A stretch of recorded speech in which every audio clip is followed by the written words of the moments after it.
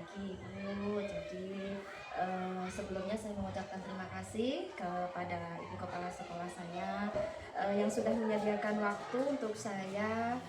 Ini adalah tugas saya sebagai guru penggerak angkatan 11 untuk mengerjakan Dekom 3.1 Ibu tentang pengambilan keputusan pembelajaran gitu. Nah, di sini saya nanti akan bertanya pertanyaan yang sudah ada pada tugas kami ya Bu ya, jadi nanti saya ingin mendapatkan jawaban-jawaban yang luar biasa dari Ibu bagaimana terkait nanti Ibu mengambil keputusan sebagai pemimpin pelajaran di sekolah Ibu ya. Nah, kita mulai dari pertanyaan pertama Bu ya.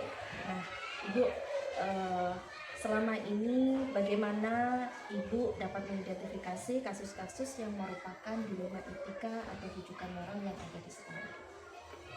Tentang kasus-kasus, dua macam kasus ini saya mengidentifikasinya itu apabila itu kasus itu memiliki dua pilihan yang benar sama benar, maka itu saya akan golongkan menjadi dilema etika. Dan apabila dua permasalahan yang di situ ada benar dan ada salahnya, maka saya akan menggolongkan kasus itu menjadi rujukan moral. Oke, Bu ya. Berarti jika itu suatu keputusan antara benar atau salah, termasuk moral gitu ya. Jadi kalau ada yang kebijakan dua yang sedikit sama-sama penting merupakan dilema etika gitu ya Bu ya. Nah, mungkin untuk selanjutnya Ibu pertanyaan saya. Selama ini bagaimana Ibu menjalankan keputusan tersebut di sekolah Ibu, terutama pada kasus-kasus di mana ada dua kepentingan yang sama-sama benar, sama-sama mengandung nilai kebajikan.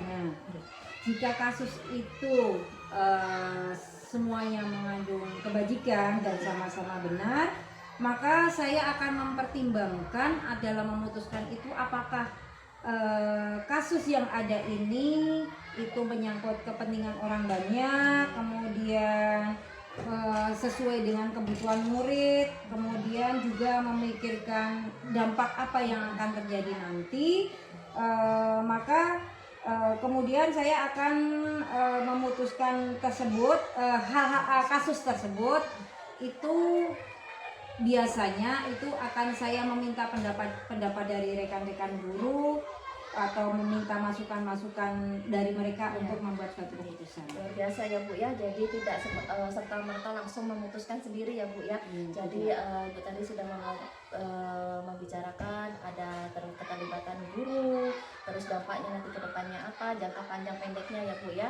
terlibat muridnya juga gitu ya Bu ya, luar biasa. Nah, mungkin Ibu untuk langkah-langkah atau prosedur seperti apa yang biasa Ibu lakukan selama ini dalam mengambil keputusan?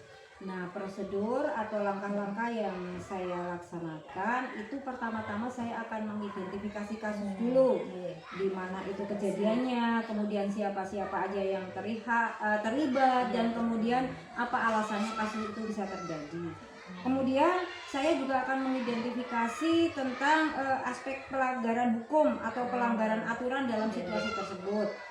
Kemudian saya juga akan memberikan atau melakukan pendekatan kepada yang bersangkutan.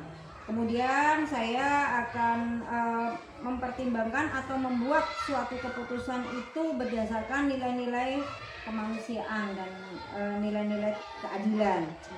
Dan saya juga dalam mengambil keputusan ini tentu saja kalau bisa itu jangan merugikan di kedua belah pihak. Kemudian saya dalam yang langkah terakhir saya itu saya akan merefleksikan dengan keputusan yang saya ambil ini. Seandainya hasil atau keputusan yang saya ambil tadi itu posisinya tuh berada di saya sebagai penerima keputusan itu seperti apa. Luar biasa Bu, jawaban Ibu tadi sudah memenuhi kriteria dalam pengambilan keputusan Bu. Ada 4 paradigma dalam pengambilan keputusan, 3 prinsip juga, kemudian ada 9 uji langkah dalam suatu pengambilan keputusan. Dan kalau saya dengarkan barusan itu semuanya sudah masuk ada pada Ibu yang sudah Ibu bicarakan, sudah Ibu ungkapkan kepada saya, Bu. Luar biasa sekali. Mungkin pertanyaan selanjutnya, Ibu. Hal-hal apa saja yang selama ini Ibu anggap efektif dalam pengambilan keputusan pada kasus-kasus dilema etika? Dalam kasus dilema etika, ya, hal yang paling efektif adalah mengadakan pengujian benar atau salah, atau kemudian pengujian benar lawan benar. Biasanya setelah melakukan pengujian, saya akan lebih mudah dalam mengambil suatu keputusan, apakah itu keputusan kasus dilema etika atau bukan. Berarti diuji dulu ya, Bu ya, termasuk keputusannya nanti itu masuk dalam dilema etika atau dilema bujukan moral gitu ya, Bu ya. Nah, tersebut tadi adalah hal-hal efektif yang akan Ibu lakukan dalam mengambil keputusan dilema etika ya, Bu ya. Nah, mungkin untuk pertanyaan selanjutnya, hal-hal apa saja yang selama ini yang menjadi tantangan dalam pengambilan keputusan yang Ibu alami pada kasus-kasus dilema etika di sekolah Ibu? Hal-hal yang biasanya merupakan tantangan dalam pengambilan keputusan itu saya harus tahu, misalkan bagaimana cara memberikan pengertian kepada semua pihak agar mereka itu bisa menerima itu, karena pasti ada pihak yang merasa tidak puas dengan keputusan yang saya ambil, atau tidak puas, tidak rela, dan cenderung memberikan kritikan atau bahkan anggapan bahwa dalam keputusan ini itu saya memberikan tindakan yang kurang tegas atau kurang pas dengan harapan mereka. Nah, padahal dalam mengambil suatu keputusan ini kan kita tidak serta-merta memutuskan, tapi kita juga harus memikirkan dari nilai-nilai kasihan dan kemanusiaan dalam memberikan keputusan dan mempertimbangkan akibat dari keputusan itu atau kebaikan bersama untuk masa depan si penyandang kasus tersebut. Tetapi hal ini wajar karena manusia itu berbeda-beda, punya pendapat, dan itu mungkin bisa diatasi. Jadi tadi Ibu juga dalam jawaban Ibu tadi mengambil keputusan juga memperhatikan nilai-nilai kemanusiaan ya, Bu ya. Ada nilai kemanusiaan yang nantinya pengambilan keputusan nanti itu pas atau tidaknya, seperti itu ya, Bu ya.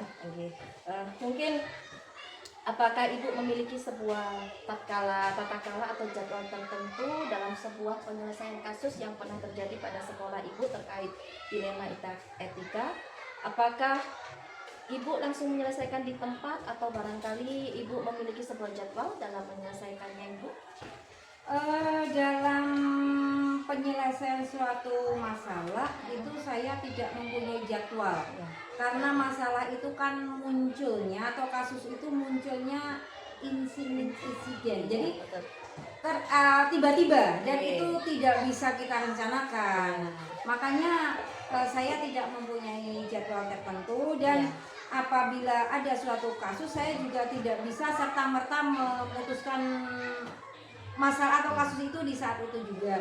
Saya tentu saja akan memberikan atau menggali lebih lanjut apa kasus, apa penyebabnya, kemudian mencari data-data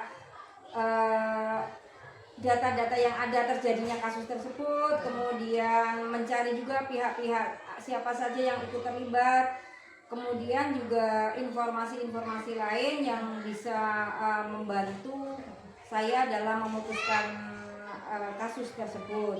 Dan biasanya juga saya juga akan memberikan, bahkan meminta kepada guru-guru untuk duduk bersama kita menyelesaikan masalah untuk mendapatkan masukan dari guru-guru tersebut. Jadi keputusan yang saya ambil itu tidak serta-merta harus hari itu juga, tapi harus kondisional dengan keadaan yang ada. Baik, artinya yang saya tangkap di sini tergantung melihat situasi dan kasusnya, Ibu ya. Barangkali kalau kasusnya langsung bisa diselesaikan hari itu, diselesaikan itu. Tetapi kalau sekiranya membutuhkan identifikasi gitu, mungkin tetap berproses meskipun nanti tindak lanjutnya pemutusan perkaranya setelah mengidentifikasi, seperti itu, Bu ya. Luar biasa, Bu. Nah, mungkin dalam pengambilan kasus tersebut, Bu, adakah seseorang atau faktor-faktor apa saja yang selama ini mempermudah atau membantu Ibu dalam pengambilan keputusan kasus-kasus dilema tersebut? Faktor-faktor saya yang mempermudah dalam memutuskan atau suatu kasus itu banyak ya. Dalam membuat suatu keputusan saya itu tidak serta-merta langsung saya ambil sendiri, saya pikir sendiri itu enggak, tapi saya melibatkan orang-orang yang di sini saya anggap mempunyai kompeten. Nah, terutama guru-guru senior yang ada di sini itu pertama kali yang saya akan minta pertimbangan. Kemudian selain itu saya juga akan memanggil atau bersama-sama duduk dengan guru-guru yang lain untuk memusyawarahkan atau mencari solusi agar kasus-kasus tersebut itu bisa terpecahkan. Nah, jadi dengan seperti itu, faktor-faktor yang banyak itu, maka kasus itu akan terpecahkan dengan baik Ibu. Jadi banyak faktor ya Bu ya, tidak serta merta langsung diputuskan sendiri. Ibu berkolaborasi tentunya dengan menanyakan pada rekan-rekan yang sudah lama bekerja di sini, terus berkolaborasi juga dengan kerjasama dengan guru-guru yang lainnya juga ya Bu ya dalam mengambil keputusan. Oke. Nah, mungkin ini adalah pertanyaan terakhir Ibu. Nah, dari semua hal yang telah Ibu sampaikan tadi, pembelajaran apa yang dapat Ibu petik dari pengalaman Ibu dalam mengambil keputusan dilema etika?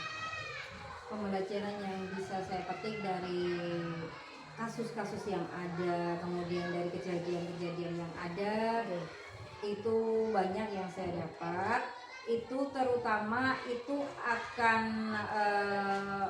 memberikan lebih kesabaran kepada saya, kemudian bertindak lebih dewasa, lebih tanggung jawab, bisa menghargai pendapat-pendapat orang, kemudian menghargai atau tidak memvonis kepada si penyandang kasus dan sebagainya.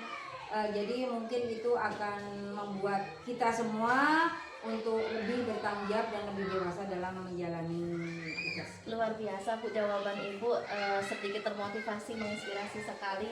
Mungkin saya nanti ketika di dalam kelas dalam mengambil keputusan kepada anak tidak serta-merta hanya muncul emosi. Mungkin apa jawaban dari Ibu ini tadi dari pembelajaran pengambil keputusan, sabar terutama itu ya Bu ya, mungkin yang nanti akan dapat saya lebih contoh lagi sabarnya.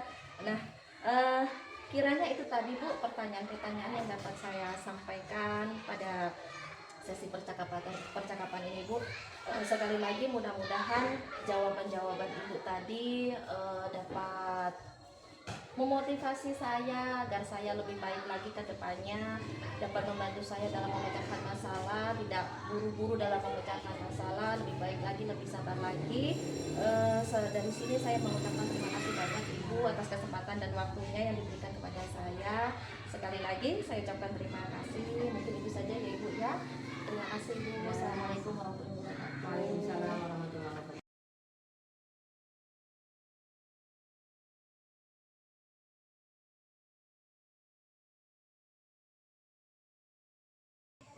Assalamualaikum warahmatullahi wabarakatuh. Saya Ovila Yulianti dari SDN 1 Pangkalan Banteng, calon guru penggerak angkatan 11 dari Kabupaten Kota Waringin Barat.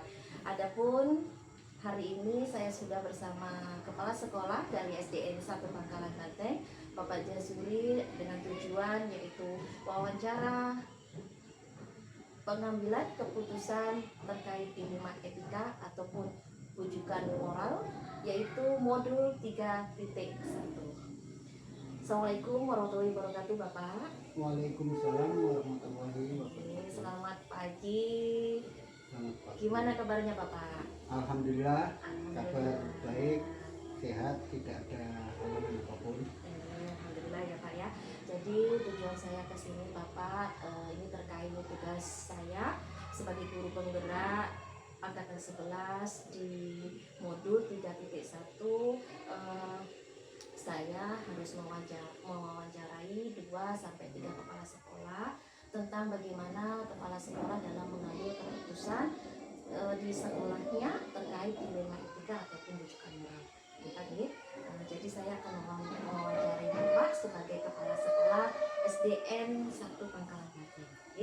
Nah, Bapak, selama ini bagaimana Bapak dapat mengidentifikasi kasus-kasus yang merupakan dilema etika atau tujuan?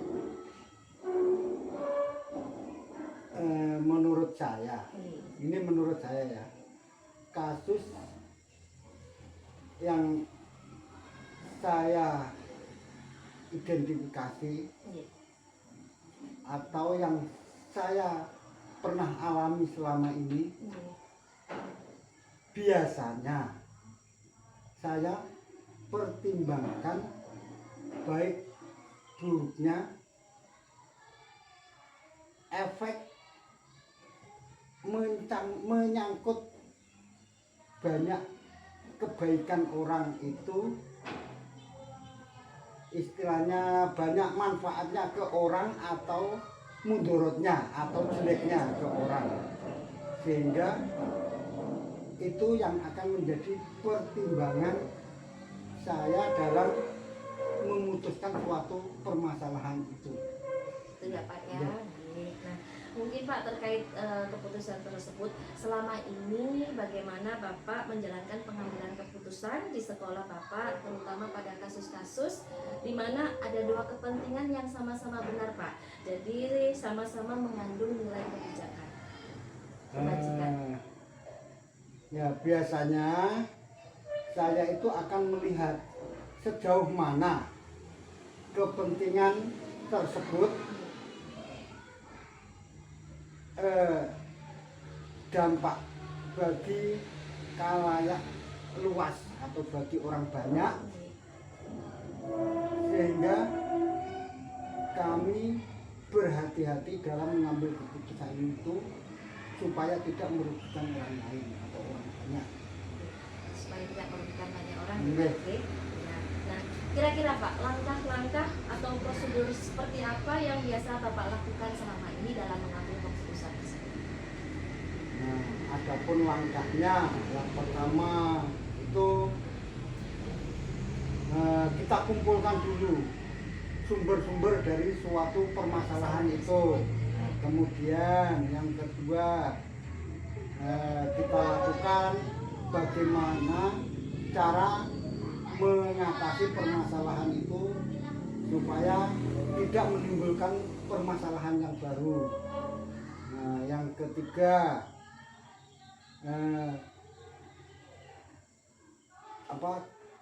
bisa permasalahan itu kalau bisa bermanfaat dalam pemecahan masalah, bisa bermanfaat bagi orang banyak atau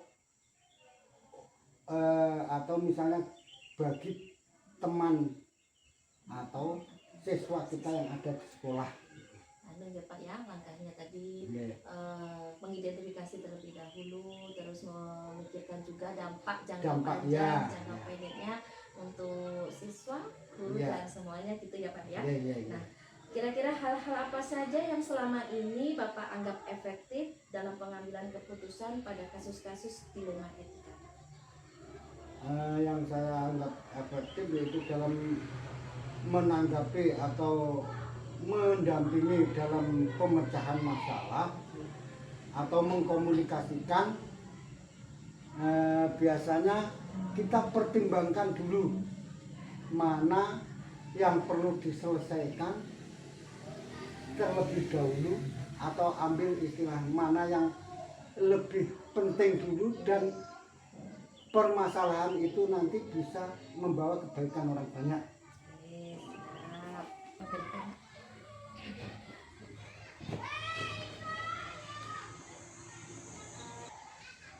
Baik, tadi sudah terkait hal-hal yang Bapak anggap efektif ya Pak ya. Nah, untuk selanjutnya Pak, hal-hal apa saja yang selama ini merupakan tantangan dalam pengambilan keputusan pada kasus-kasus dilema etika? Tantangan dalam kasus-kasus dilema etika biasanya apabila ada masalah yang memiliki atau suatu permasalahan yang sama-sama memiliki dampak, kita misalkan susah dalam mengambil keputusan antara, misalkan saya kasih tahu ibaratnya antara si A dengan si B, ibaratnya sudah ada kesepakatan awal, tapi kesepakatan awal itu dilanggar atau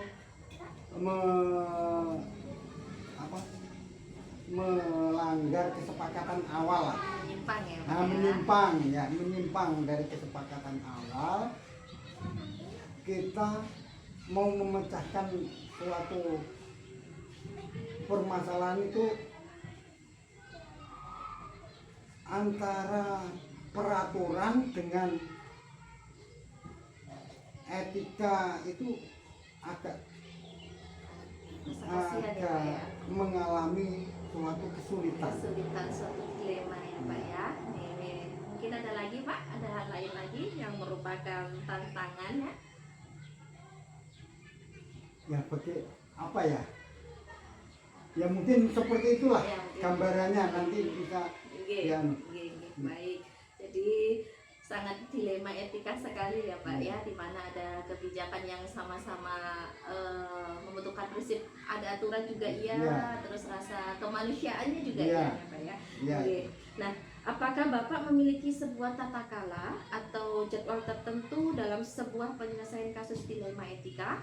Apakah Bapak langsung menyelesaikan di tempat atau barangkali memiliki sebuah jadwal untuk menyelesaikannya? Bentuk atau prosedur seperti apa yang biasanya Bapak jalankan? Nah, kalau jadwal dalam penyelesaian suatu masalah, awal mula itu tidak ada, tidak punya jadwal. Nah, tapi setelah misalnya timbulnya suatu permasalahan, kemudian permasalahan itu kan kita telaah atau kita analisa. Nah, apakah permasalahan itu berat ringannya? Kalau ringan bisa langsung kita selesaikan, kita tidak usah membuat jadwal penyelesaiannya. Tapi kalau permasalahannya itu kelihatannya rumit atau berat dalam penyelesaiannya, kita pertimbangkan dulu dengan secara masak atau secara matang permasalahan itu, baru kita tentukan atau kita buatkan jadwal kapan penyelesaian jadwal permasalahan itu, dan permasalahan itu bisa terselesai dengan baik sehingga tidak menimbulkan atau tidak merugikan dari beberapa pihak yang bermasalah itu. Itulah kira-kira. Jadi kalau saya tangkap tergantung kasusnya ya Pak ya. Mau di tempat tergantung kondisinya. Kalau kecil mungkin bisa langsung, kalau sebaliknya membutuhkan waktu untuk identifikasi ya Pak ya.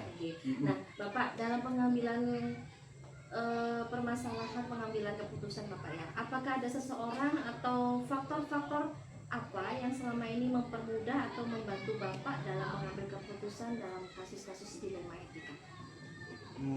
Ada apa ya, faktor-faktor dalam dilema etika biasanya melihat situasi dan kondisinya dulu.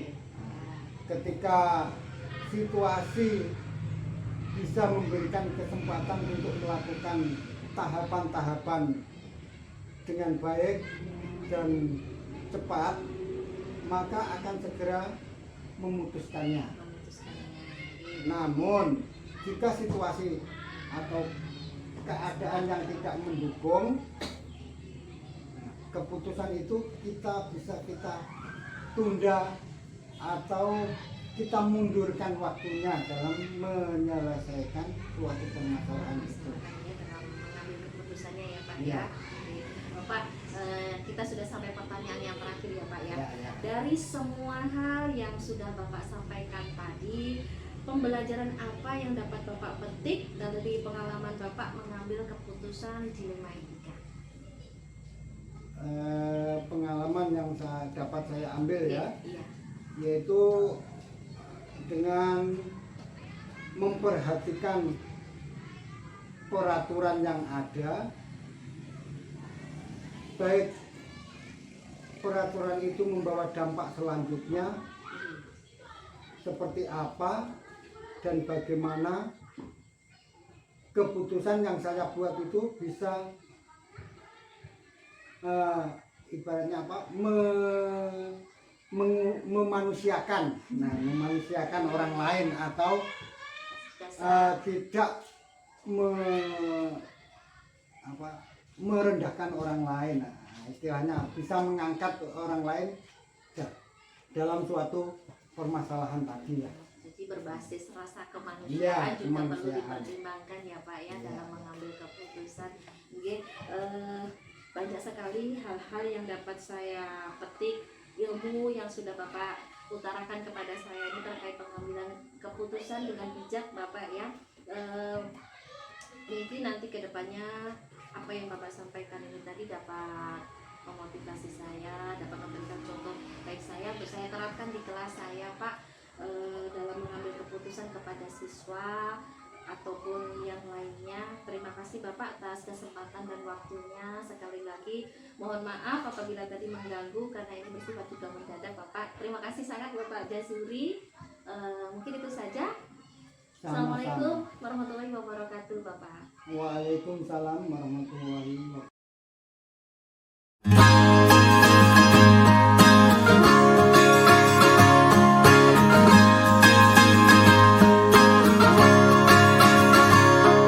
Mimpi adalah kunci untuk kita menaklukkan dunia.